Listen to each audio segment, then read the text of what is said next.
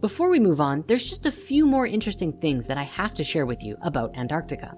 The first is a particularly curious accidental leak of information that supports this idea that something is going on down there. And it actually comes from Fitbit. You see, recently Fitbit published a world heat map with Strava to show where people are commonly wearing their Fitbits. Now, I suppose most people do not disable their location services because this published map at first showed a number of curious formations under the ice in Antarctica, including a large ring and some other underground bases. Since this was initially published, the government or whoever has forced Fitbit to remove these images from their public heat map, but you can still find a few YouTube videos of people pointing them out. Well, hey, like this one.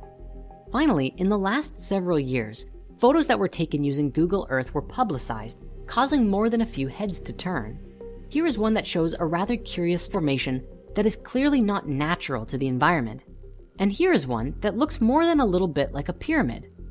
Many were quick to suggest that this was a remnant of some Atlantean civilization, but many critics were quick to put forth that it was just a four-sided mountain, and that pyramid-shaped peaks are very common, such as the Matterhorn in the Alps and Mount Bullenstinder in Iceland as notable examples.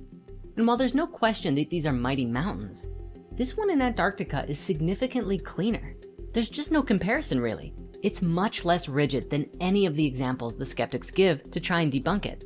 But look, it might just be a convenient mountain. We don't claim to know either way, but it's interesting to look at and ponder, wouldn't you agree? Now, along with all of these ancient discoveries and the revelation of our distant past, there is also the conversation of the Richat Structure, sometimes called the Eye of the Sahara or Heart of Feathers in Arabic, which is commonly believed by many today to be a remnant of Atlantis. There's actually some pretty strange coincidences about it that have led many people today to assume the connection. You see, in his writings, Plato explained that the central city of Atlantis was sectioned into 3 rings, each with a large moat of water between them. And this is what draws many people to believe the Richat structure to actually be Atlantean remnants.